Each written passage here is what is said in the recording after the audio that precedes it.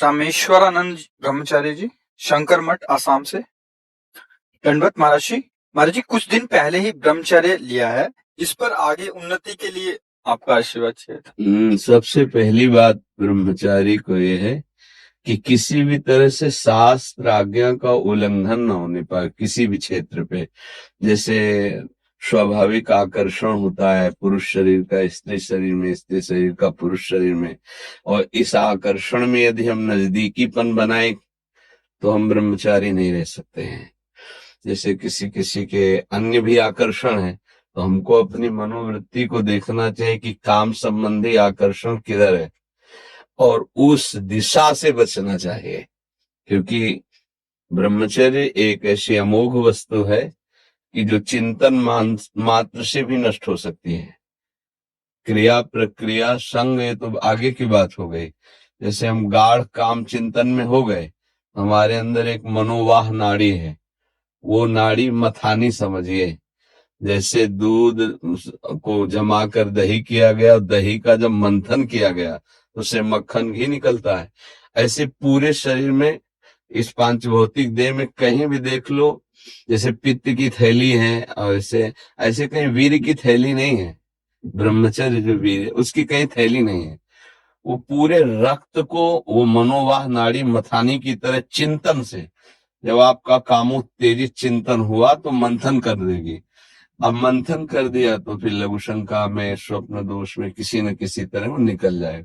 अखंड ब्रह्मचारी जी के लिए चिंतन भी रोकना है, क्योंकि ध्यायतु विषयान, जहां हम विषयों का ध्यान किया तो संगस्तेषु उपजायते, उसमें आसक्ति पैदा होगी, फिर क्रियाएं आगे होने लगेंगी।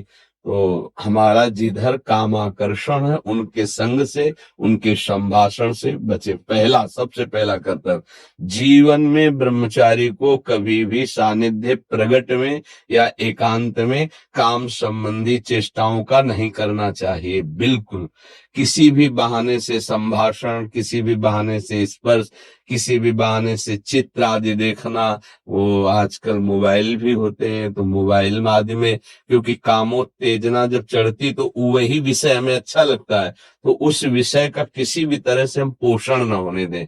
ये पक्की जीवन की बात समझ ले। अगर ब्रह्मचर्य रहना है तो विपरीत आकर्षण जो हो रहा है उससे हमें दूरी बना के रहना। अगर तनिक भी सिद्ध ही कोई दिखाए तो गिर ही जाएगा, वो भ्रष्ट ही हो जाएगा। और जब ब्रह्मचर्य रहा जाता है तो उसको सुविधा माया देती है ब्रह्मचर्य नष्ट करने की, ये बैठालना चाहिए। जैसे आप नियम लिए कि मैं आजीवन ब्रह्मचारी रहूंगा, तो आपको पक्की सुविधा एक समय आएगी कि आप आराम से भोग लीजिए, कोई नेगेटिव नहीं, कोई नकारात्मक सोच भी नहीं आएगी। आप उसको स्वीकार करें, क्योंकि आपके व्रत को भंग करने के लिए माया ऐसी सुविधा देगी। आपको ऐसी सेवा मिलेगी या आपकी ऐसी सेवा होगी, कई तरह के विधान पेश किए जाते हैं विपरीतता अंदर पैदा करके भ्रष्ट करने के। तो साधक जीवन भर इस बात से सावधान रहे यदि नैष्ठिक ब्रह्मचर्य। दूसरी बात, जब हम स्नान करें तो नाभि देश को बहुत ठंडा करें। ठंडे जल से नाभि देश में, यहां से जल को कई बार ऐसे डालें। और कभी भी किसी भी तरह से हम उन इंद्रियों को किसी भी तरह से ना छेड़े जिनसे हमारा ब्रह्मचर्य नष्ट होता है। वो पवित्रता के लिए स्नान शौच आदि के अलावा हम उन इंद्रियों का स्पर्श भी न करें, उन इंद्रियों को किसी तरह उत्तेजित न करें, ये पक्का ध्यान रखें। तीसरी बात, भोजन इतना पाए जो सुपाच्य हो और शौच पूरी साफ हो जाए। अगर कब्ज रहेगा तो फिर हमारा ब्रह्मचर्य नष्ट होने की संभावना रहती है। जिसकी बहुत कब्जियत बनी रहती है, तो ब्रह्मचर्य क्या है, घी समझो, वो उसको उचित आहार विहार से संयम में किया जाता है। और ब्रह्मचर्य को पुष्ट रखने के लिए कम से कम 48 मिनट बिना हिले डुले पद्मासन और सिद्धासन का अभ्यास करना चाहिए, मेरुदंड सीधी करके। पद्मासन लगाना जानते हो? सिद्धासन लगाना जानते हो? सिद्धासन, हाँ भैया, तो ऐसे नहीं बताया जा सकता ना, क्योंकि वो क्रिया है उसमें। गुदा द्वार और मूत्रेंदी द्वार के बीच की जगह में बाएं पैर की एड़ी होनी चाहिए और मूत्रेंद्र के ऊपर दाहिने पैर की एड़ी ऐसे आती है, तब वो ऐसे सिद्धासन ऐसे होता है। ऐसे 48 मिनट बिना हिले डुले सिद्धासन और पद्मासन का अभ्यास करे, आहार शुद्ध रखे, तो ब्रह्मचर्य ऊर्ध्वरेता होता है। जो ब्रह्मचारी है उसका ऊर्ध्वगामी वीर हो जाता है, फिर वो अधोगामी नहीं होगा। यदि अधोगामी शुरू हो गया है तो ऊर्ध्वगामी करने में बहुत कष्टप्रद। अभी आपकी नवीन अवस्था है, बहुत बढ़िया अवसर है जीवन को ब्रह्ममय बनाने का।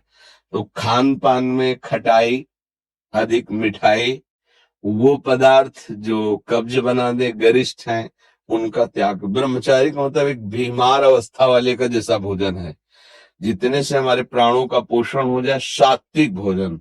अब होटलों का भोजन खावे, खूब मिठाइयां खावे, सोचे ब्रह्मचारी रह जाए तो असंभव है। हाँ, मीठा आदि कभी थोड़ा लघु मात्रा में, खटाई तो बिल्कुल त्याज्य है, बासी अन्न त्याज्य है, अपवित्र स्थिति में बनाए गए अन्न का त्याग है।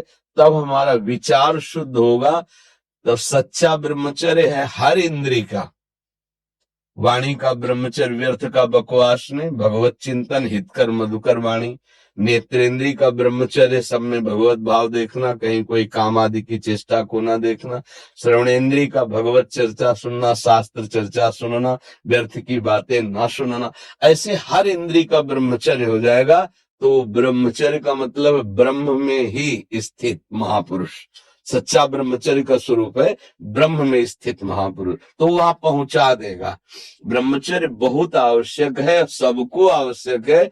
गृहस्थ में उचित ब्रह्मचर्य है, विरक्त में नैष्ठिक ब्रह्मचर्य है, आजीवन ब्रह्मचर्य। जो ब्रह्मचर्य का महत्व नहीं रखते हैं उनका जीवन कूड़ा हो जाता है, उत्साहहीन, और कई तरह के ऐसे महान दोष उत्पन्न हो जाते हैं ब्रह्मचर्य की हानि से।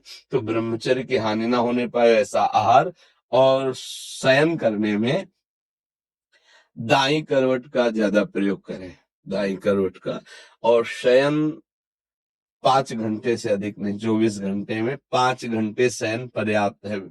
फिर आगे चल करके तो और संयम हो जाता है। जैसे अपने लोग 8 या 9 के बीच में शयन करते हैं, 12 बजे बैठ जाते हैं। किडनी खराब है फिर भी उसका आश्रय लेकर के, जैसे अभी ये आश्रय इसीलिए इसका लिए हुए है कि उस पर वजन न पड़े। नहीं, ये सब थोड़ी आवश्यकता है, सोफा तकिया इनकी थोड़ी आवश्यकता है।